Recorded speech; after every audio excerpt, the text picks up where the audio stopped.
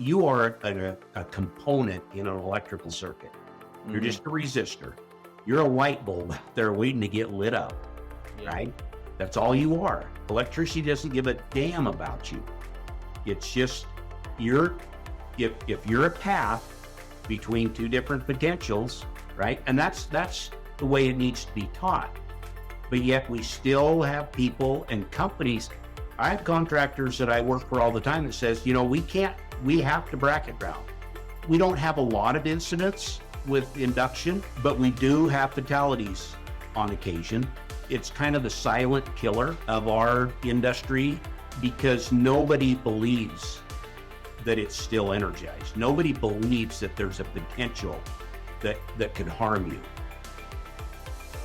Hey, and welcome to the Electrical Safety Podcast. I'm your host, John Travis, and this week we're speaking with Mike Bahr. Mike is the owner of Castle Rock Safety, where you kind of specialize in high voltage and electrical safety and all things like that. Mike, thanks for coming on the show. Yeah, thanks for having me. It's been a while since we did the last one, and I'm grateful for you to ask me back on and talk about things that I'm passionate about. Yeah. Well, speaking of that, I know we were chatting a little bit before we started, and I know you wanted to talk about, in particular, complacency and sort of the role that it plays in the world of electrical safety. And so, if you could just elaborate a bit on how complacency kind of develops in the workplace, and Sure. what are maybe some of the warning signs that organizations can look for. You bet. You bet. The reason why I brought that up is, obviously I keep track of things pretty closely on incidents, especially, on the utility side. And I think we talked last time. I'd mentioned that on the utility side, we average a SIF, or a serious injury or fatality, about every 11 days. And there's a Facebook group that will track that, and they kind of have this running clock, and they'll every day that we don't have a SIF or an incident, it's one more day, and we got to 50 days, which um, is huge. I mean, I can't remember the last time in my career and I'm not saying it hasn't happened. It probably has, but it's been a while. And Mhm. so, I make videos and I post to my YouTube channel, and I talked about that on my YouTube channel, and mentioned that it'd been 50 days, and I wanted to caution people, guys, this doesn't mean we've solved anything. It doesn't necessarily mean. Now, how did we get to 50 days? I'm not really sure. Mhm. Are we getting better?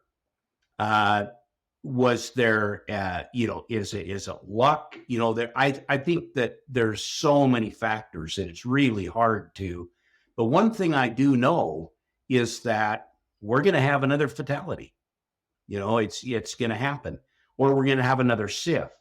And I posted that video the the day before Thanksgiving, last Wednesday. The very next day, boom, you know, we had a SIF. Now, Mhm. I haven't got any info yet whether it was a fatality or just what the facts are about that, but at any rate, it happened. Yeah. And I wanted to caution people that, just because we um, have gone 50 days doesn't really mean anything. To me, it's we still got a lot of work to do. And I think in our industry, John, it is so easy to get complacent. And the main reason is because, we know what these hazards are, and we work around them every day in and day out. And sometimes we even take shortcuts when we're dealing with those hazards. Mhm. And with no negative outcome. And so, and another thing I think in our industry that's really important for people to understand is nobody thinks it's going to happen to them. Nobody goes to work in the morning, um, and with the thought in their mind that they might be killed today or they Mhm. might suffer this serious injury, even though they know what shortcuts are being taken, you know. And I think some people possibly understand complacency, but most don't. That's one of the risks that we get in. People really don't really. I mean, you're not working through the day, and all of a sudden you realize, yeah, we're getting a little complacent about this. Yeah. That's generally not the case. Yeah. So, so just for a little clarity, so the 50 days, is that, like you mentioned, there's a Facebook group. Is that looking at utility workers right across the United States, or That's where yes. certain? That's any, and that's as far as we know.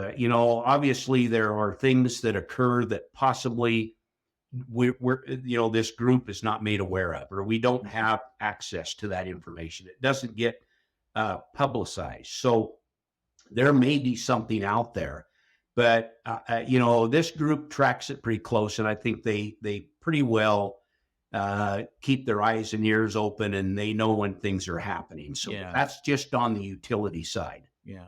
Yeah, Well, you the do. thing is too, I've heard before some arguments against tracking numbers like that within an organization, because then people don't want to report stuff. But if this group is kind of looking at everybody, then you won't Yeah, have that. they It, do, and they only track SIF, serious yes. injury and fatality. Mhm. And so when those happen, typically, especially if it's a fatality, it's not something you can brush aside. And so I think it's fairly accurate, that this group knows when things happen. But I'm sure that occasionally some things slip by. Yeah. So, okay. So when I think about complacency, um, versus being naive, let's say, um, is this, are these workers who they know the hazards, they understand the hazards, they've taken the training, and now they just think that for whatever reason it's not going to happen to them? Or, what's the difference maybe between someone that, you don't need to teach them anything, they already know this stuff and they're just being complacent, versus like, do you think that's a big Well, yeah, I think a lot of it. And when I was doing my video the other day, I ran across some information that gave some examples of complacency that everybody's. Take the Deepwater Horizon incident, right? mhm, What they obviously did a big investigation, and the President's Commission reported that the root cause of that whole incident, that explosion and the oil spill and everything that happened, was a culture of complacency. There were numerous warning signs. There was engineering data. There was and there was just this general lack of concern that anything like this could happen. It just another one that they gave was the shuttle explosions. Especially the first one. There were all kinds of warnings about launching that shuttle the morning that they did because it'd gotten below freezing. And there were engineers that come out and said, "Hey, these O-rings aren't meant to be subject to this type of temperature, and then have a launch the next morning." And they ignored it. The pressure to launch is so great mhm. that they went ahead and did it. And especially on the construction side of the utility construction, the utility contractors, these guys, their success is measured by production. The companies that contract to the utilities to build these power lines and build the substations, whatever it is that we're doing, it's production. That's the number one priority, is production. And I don't try to pretend that it's not, because it is. But obviously you got to do it safe. And I found some really interesting things I wanted to talk about. This article I was reading, it was they had included some information from the former Secretary of Defense, Donald Rumsfeld. Mm-hmm. And I found this very fascinating. He says that we got to look at risk from four perspectives: the known knowns, the unknown knowns, known unknowns, and then the unknown unknowns. And I thought, what does he mean by that? And he says the known risks, right, are those that workers as well as management are familiar with and have performed those at-risk tasks many, many times. And when I think about our industry, whether it's on the utility side or it's on the premise wiring side, when you get a guy that's hurt in a 480 volt three-phase panel board, gets in there and he's working energized when he shouldn't be working energized, right? Regulations say he's got to be energized, lock and tag, right? But how many times has he been in there? How many times has he been confronted with that exposure? And how many times has the management of that company allowed him to be exposed to that? And that's where this complacency, in my mind, gets away from us, because it's a known hazard, right? We expect to get shocked if we touch it. We expect to get flashed if we short out your screwdriver or drop a wire or whatever. We expect that. But yet we never believe it's going to happen. And our number one cause of fatality on the utility side is contact with overhead lines, by far. All these fatalities we've had ever since I've been in this business, the number one is contact with overhead power lines. We know it's energized. We know it'll kill us if we touch it, but yet it happens over and over and over again. And those are our known hazards. And those, to me, are, there's a couple of these, but I think that's the number one, because it's so easy to work around it with no negative consequence. And sooner or later, that mistake is made. So what are some of the things, though, that, like, outside of the fatality happening or the SIF, what are some of the signs that people could look for that would say, yeah, maybe complacency is a problem around here? Well, obviously, violating MAD, minimum approach distance, not wearing their personal protective, being too close to those conductors and parts, and not using their personal protective equipment, neglecting to do your hazard assessment and job briefing. That's huge. I'm a huge proponent of the time that we need to take, and this is a leadership deal. This is, I think it was this morning you posted something about safety leadership on your LinkedIn, and to me that's huge. We have these people out here all the time that you got to be a safety leader. You got to be, you got to be a leader, and just because you have a management position doesn't make you a leader. And we've got a lot of guys out there that, again, John, this priority is getting the work done.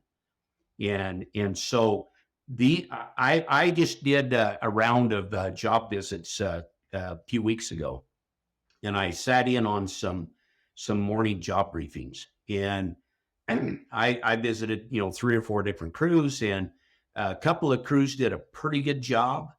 A couple of the other crews, it's just a form that's filled out, and you just get signatures on it. Yeah. So, and we there was an incident just about a month ago with the crew that tried to put a ground on an energized bus in a substation. And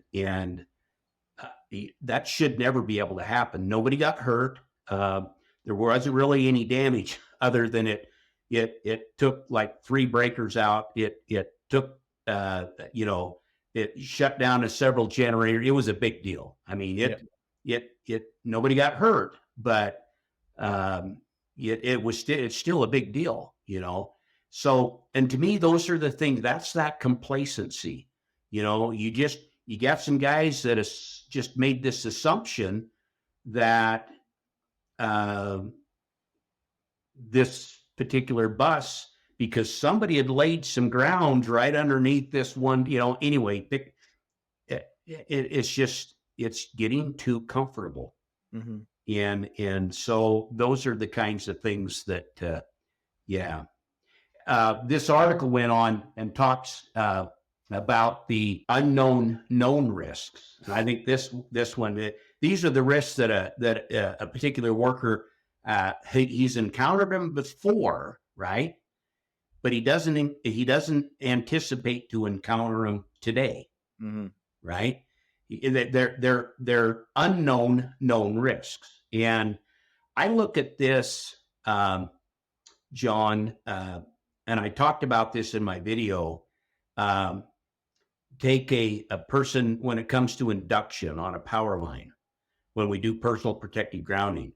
And it's just remarkable to me to still run into people that believe that if I put a ground on a power line between me and the source, it can't reach the work site, right? The belief is that everything stops at that ground, right? And not only that, there's this belief out there that induction is a trapped charge. As soon as I put the ground on it, it's gone. And of course, those are all myths. That's not the way electricity works. The voltage drop across parallel resistors is equal. So it doesn't matter how many grounds I have up there. If I don't have that EPZ zone at the work site, I'm still exposed. So Right. me, that's one of these known, unknown, or unknown known hazards. We throw up these grounds. I don't know if you can see that sign behind me. If it's not grounded, it's not dead. Well, that's nonsense. But yet these stickers are all over. You go to any substation, they put them on bumpers, on the bumper of a truck. Yeah. I've seen guys with stickers on the hard hat. If it's not grounded, it's not dead. No, I can ground that. I can put 12 grounds on that line. It's not dead. So anyway, that to me is one of these known, unknown hazards, and it gets people killed. Yeah, it does. So there's a couple others here that he talks about, and it's again, these known, unknown risks. And I think that we get into these traps because we don't do the proper hazard assessments. We're not taking the time to really assess what the hazards are. And I tell this to people all the time, and I get a lot of pushback, a lot of blowback from it. But John, I believe that we don't need any new regulations. There isn't a hazard out there in my mind that we don't have a regulation or a procedure or a policy or a way to avoid that hazard. And if we follow them, everybody goes home at night. But yet we still have this stuff happening. Well, that's that's something that, so just kind of going back, you mentioned almost the idea that you can put the grounds on at the source, and that's, kind of a myth as to how that works. And And I would agree. I'd have to agree with you on the regulation front, or even, I've even said this to most companies who have an electrical safety program. Chances are your program says everything in it technically Yeah. correct, Yeah. probably. I But agree. what the big issue is that no one understands Right. what it means to that level. So it's going deeper Yeah.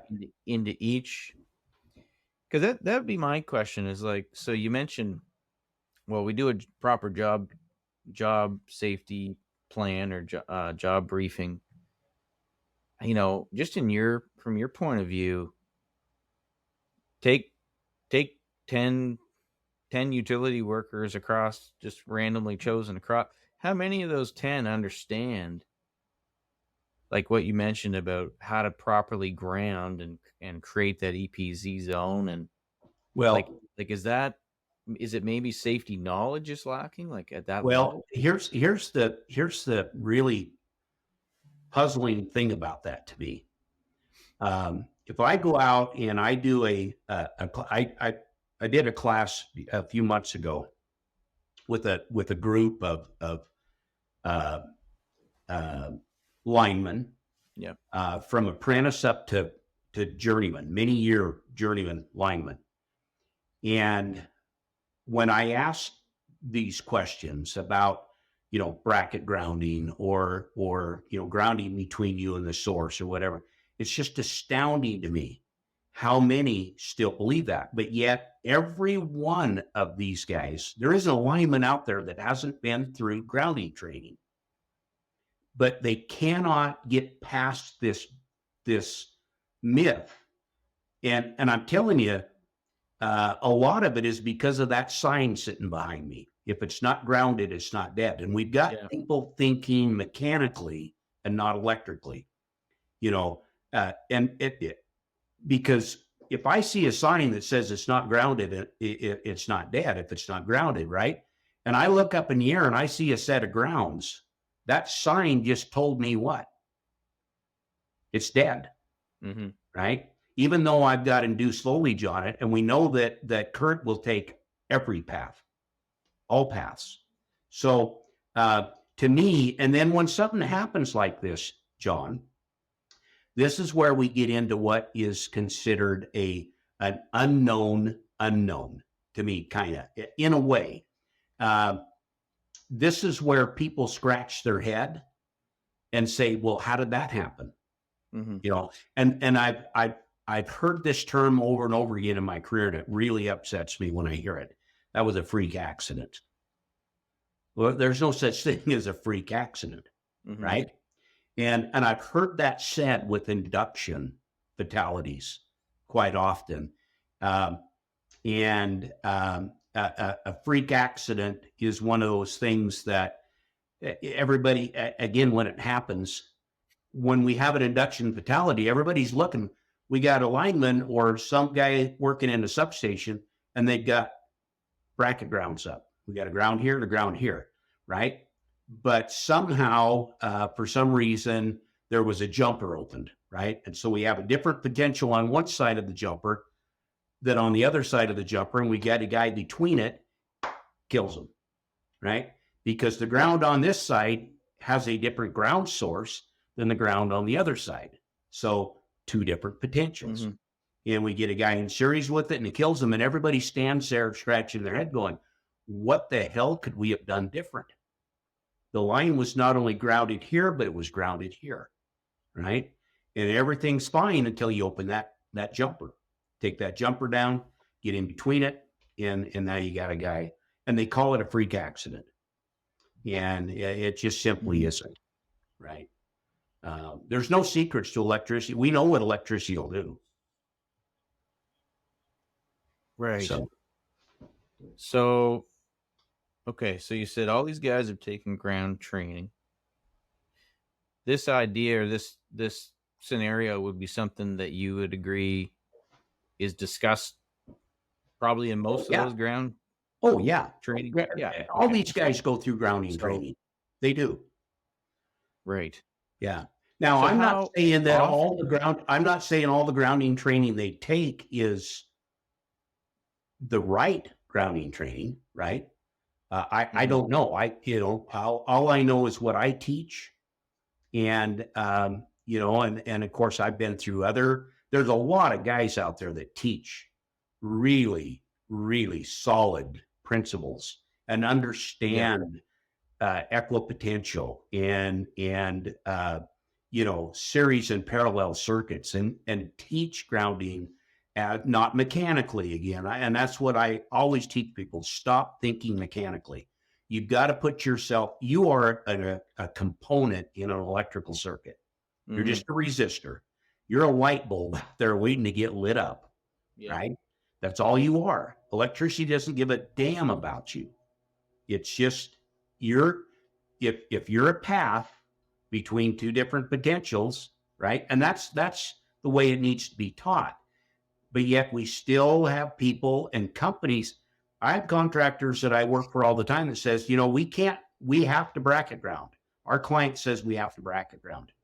Fine, bracket ground, but you got to provide that EPZ zone at the work site. So Mhm. uh, I don't know. I don't want to get on too big a rant about that, but it's just one of my passions, and we don't we don't have a lot of incidents with induction, um, but we do have fatalities on occasion, and to me, it's kind of the silent killer of our industry. Um, because nobody believes that it's still energized. Nobody believes that there's a potential that could harm you. Right. Well, Uh, that's kind of what I was getting at with, or just kind of coming back to complacency. And so, you know, this seems like something that doesn't happen all the time. It right. can happen. And so if you're also taking other shortcuts, you're Yeah. getting away with it. Yeah. When it comes to grounding, again, we probably need to move on from grounding, but I have people all the time in my classes say, well, Mike, I've been bracket grounding for 40 years. There's never been an incident. So it must work. Well, no, that doesn't tell me anything. All it tells me is that you've never been in the situation where the current is looking for a path through you, right? You've never been in a situation where you opened where you took a jumper down and got between two potentials. You've Mhm. never been in that situation when somebody energized a line when you were in that situation. It doesn't mean you were protected. It just means, I mean, you could have had the same outcome if you'd have never put up a ground at all. The outcome wouldn't have been any different. So, uh, so that's where I believe that complacency gets in, is because we do something and nobody ever gets hurt, and so we believe it's protecting us Mhm. when it's not. How much of a role does, I don't know if it would be, whether it's like psychological or fatigue or things like that, how much of a role do those things factor into complacency and Oh gosh, I think in our industry, John, it plays a big factor. These guys work hard, man, especially these travelers. People that are tramping around the country, um, that are away from their families, that are away from their kids, week after week after week, and the hours that uh, we've got crews that are working, uh, you know, 13, 14 days straight, 12, 13, 14 hours a day. It's definitely a factor, Mhm. and there's signs. These managers and supervisors need to be looking out for some of these signs. And if you've got guys that stop being actively engaged, right? People are starting to, they're not asking questions anymore. They're not seeking any kind of clarification or offering any kind of suggestions. They're just kind of going through the motions, and some people have this fear of being labeled as obstructive, right? And so, um, if you start seeing that kind of behavior where people just start kind of going through the motions, then maybe it's time to step back and wonder why they're losing this passion that they once had for their responsibilities, and they're just not any longer exhibiting any of that behavior, um, that they just kind of stop being leaders, you Hmm. know, and and we need leaders out there, you know. We need followers too, and that some people are just followers. But gosh dang it, if we don't have the right people leading them, um, then they're going to become very unproductive, and uh, and then of course that's just going to spread to that whole crew. And I don't know if I talked about this last time, um, but um, I like I said, I keep a pretty close eye on what's going on. And there was a incident a while back where a crew just kind of rolled up on a job site, and some guy jumped on the digger derrick, and he was going to swing his boom around and lift some material off a material trailer, and he just took that boom right up into the line. Of course, the truck wasn't grounded, and of course, it caught fire. And the guy tried to get off, and he obviously was touching the truck and the ground at the same time, and killed him and burned him up. You know, and it was prior to any kind of job briefing, or they just boom, Hmm. went to work.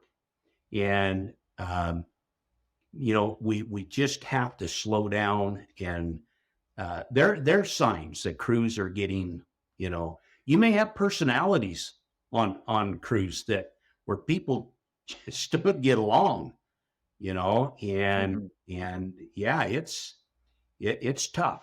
It's tough, but you got to have somebody in charge that truly is a leader, and understands the consequences of getting off track, you know, because the consequences are huge. You know, our industry is extremely unforgiving. You know, you don't have a lot of things happen, but when they do, they're not good. Yeah. Yeah. No, that's something. I mean, the severity is always high. Yes. Yes. So Yep. what about training? What could some of these organizations do? Maybe add to their training to focus a bit more on battling complacency or Yeah. something. I've looked at that a lot.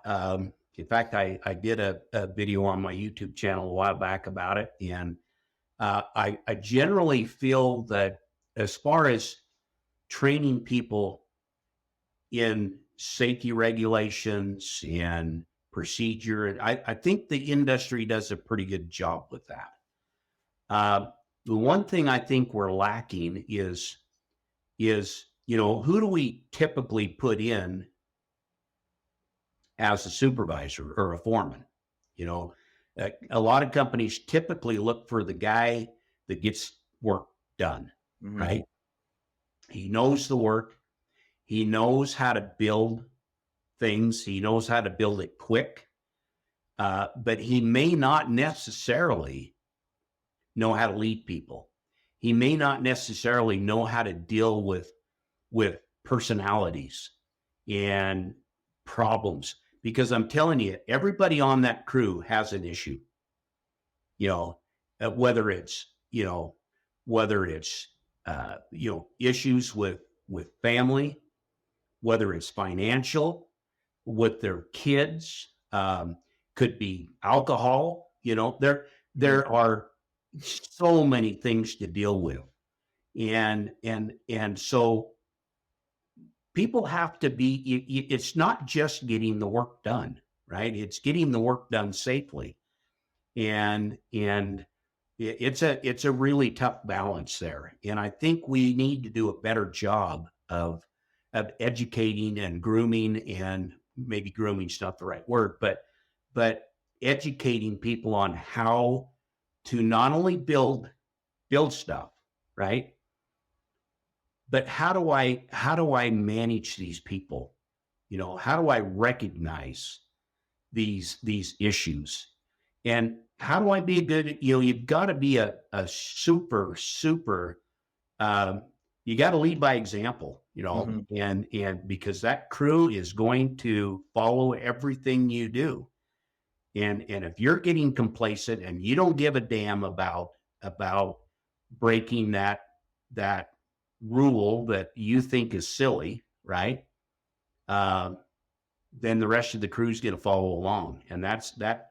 I'm telling you, it just catches up with people. Yeah. I've seen it my whole career. And I think that's a good note to maybe end it on here today. So I guess, Mike, I want to thank you again for coming on. There's You a bet. lot of great information there. Obviously, people can glean from. Just before we sign off, is there anything you got going on, or anywhere people can kind of reach out to you if they got more questions on leadership or complacency? Yeah, you can. I'm just redoing my website, so it's down right now, and I'm putting up a new website. But you can reach me. If you're interested in any kind of training or grounding or art class training or whatever it is, then I'm available. You can reach me at mwbar, BAHR at gmail.com, or, give me a call, 970-765-5542. And yeah, just I'm available for answering any questions at any time. So, No, yeah. thanks a lot. And we'll make sure we kind of put that stuff in the show notes too, so Okay. people can reach you. And anyway, thanks a lot for coming on. All right. Thanks, John. Thanks.